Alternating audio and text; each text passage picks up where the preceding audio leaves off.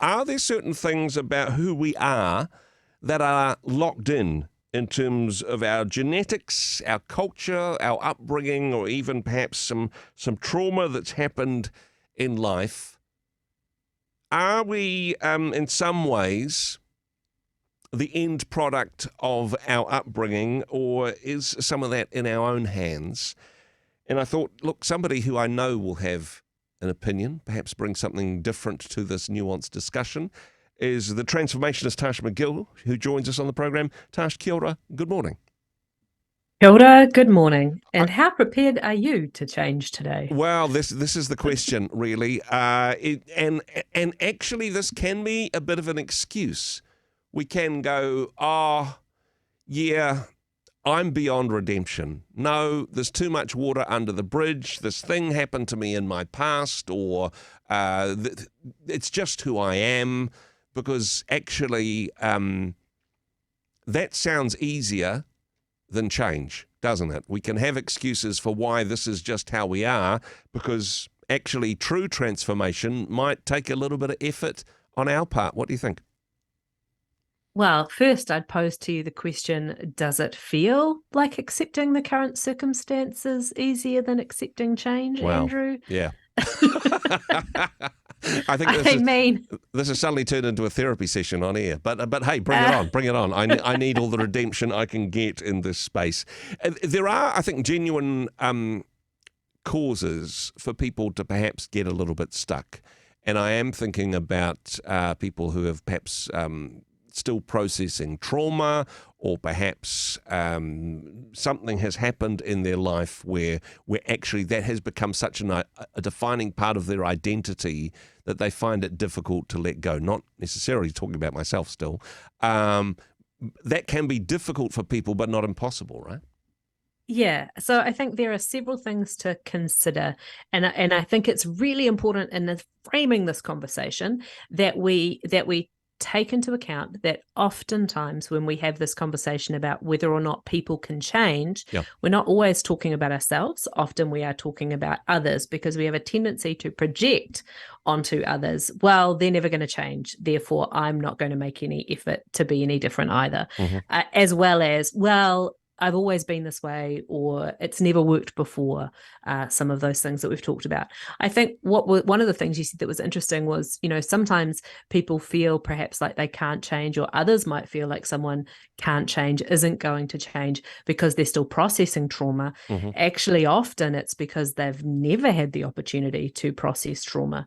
And therefore, some of those experiences and traumatic responses become ingrained behaviors. So there are some circumstances within which some aspects of change are not possible. There are certain personality styles and tendencies, particularly if they land on a personality disorder schedule. There are a number of pieces in there where you may not be able to change that circumstance, but you do have choices and options through cognitive behavior. So some pretty heavy duty kind of therapeutic tools, cognitive behavior therapy, through medication, to perhaps adapt some of the chemical support and imbalances that are required. When it comes to ingrained habits, when it comes to perhaps a sense of defeat that we might carry in our own sense of personal change, then there are some things that we need to consider. First is always willingness. Is there willingness to change? And that goes to the heart of that question that you posed of, isn't it just easier to accept this? That's really a question about comfort and discomfort. And we talk about that often, but it's really easy to keep that at a high level. When you are potentially asking somebody or demanding of somebody that they fundamentally change 80 or 90% of the way that they operate in the world, that in of itself can be a kind of trauma in its own. And it doesn't mean that we shouldn't be willing to engage in that for ourselves, but it means we need to be really aware of our context and of the resources that are required to support that kind of change. Because, and I have experienced this in my life, well, why can't you just get up and do it differently? Why can't you just? But deeply ingrained change from things that are harmful, whether it's self-sabotaging, whether it's a result of trauma, whether it's, ingrained because we've learned a certain way of being in the world so that we feel safe or we feel protected, or, perhaps we are just really, really stubborn and unpleasant to deal with. Whichever it is, it does come down to what is our willingness. And oftentimes we're not actually talking about, for some of those circumstances, for those who have experienced significant trauma or abuse, or they've been the victim of a traumatic crime, perhaps, or they have a sense of being limited to some systemic conditions. So I think about some of my friends who live with disabilities, and the way that they are circumstantially disadvantaged by a society that does not make the same room for somebody who is able-bodied.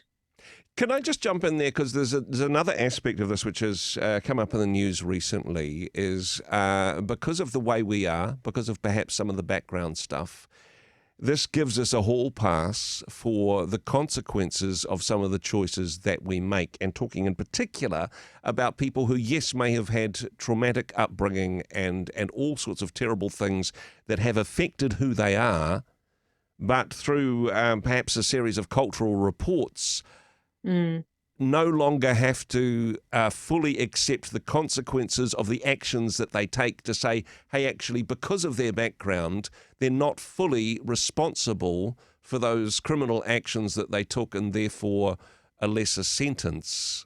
I mean, this is, I suppose, the current full extent of that conversation. Are we kind of dodging responsibility in this space as well?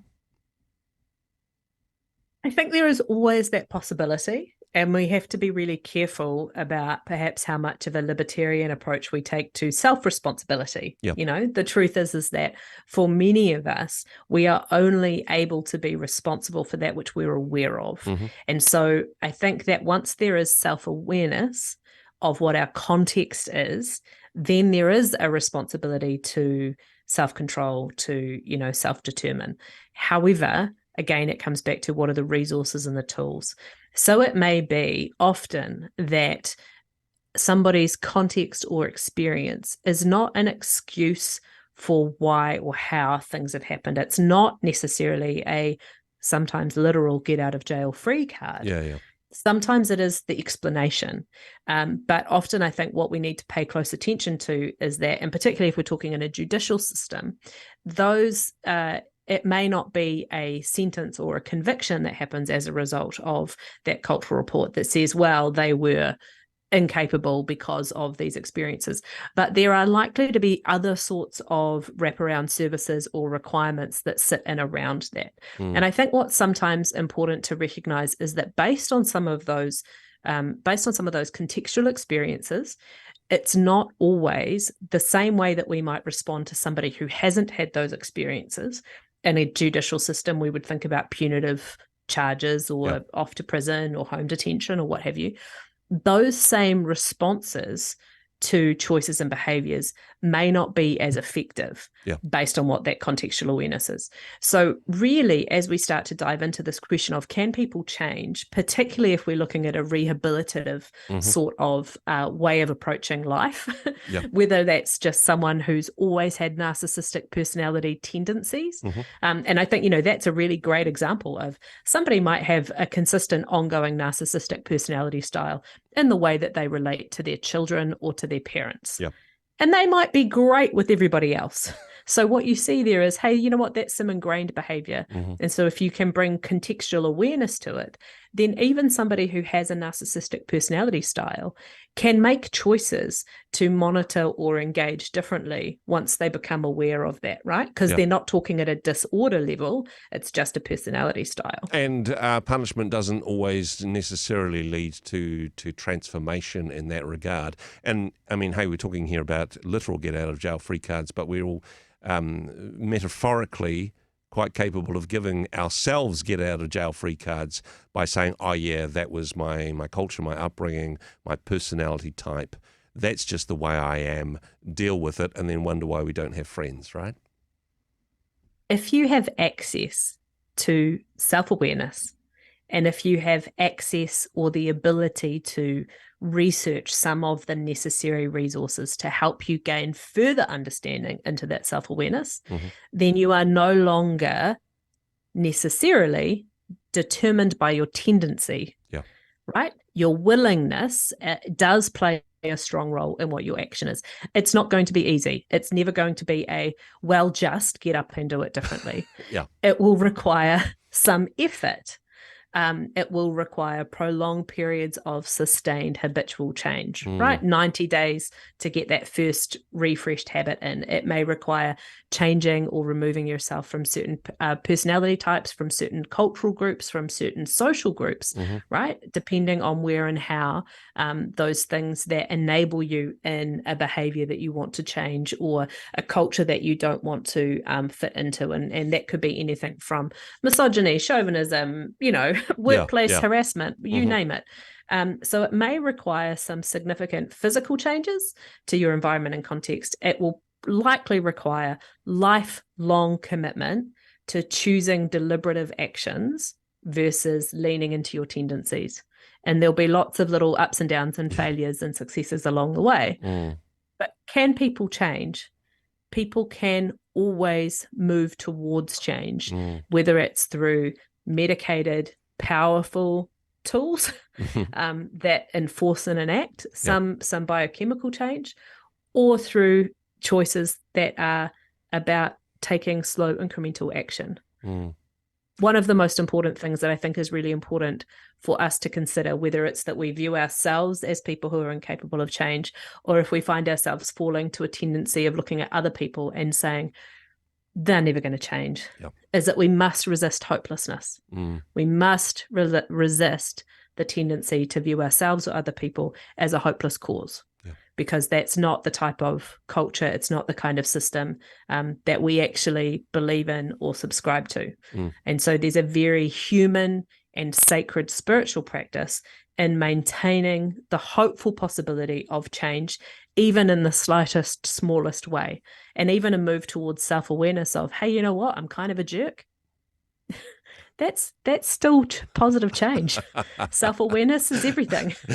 First step on a long journey. And hey, I think this is the best news of all, is that none of us is ever totally beyond redemption. Tash, appreciate your wisdom and insight in this area. Thanks so much for joining us once again.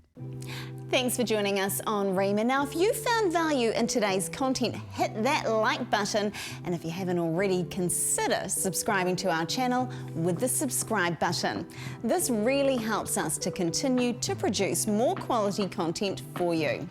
And hey, if you'd like to stay updated and never miss any of our future videos, ring that notification bell as well. Don't forget to follow us on our other socials, which are in the description below. And until then, stay tuned.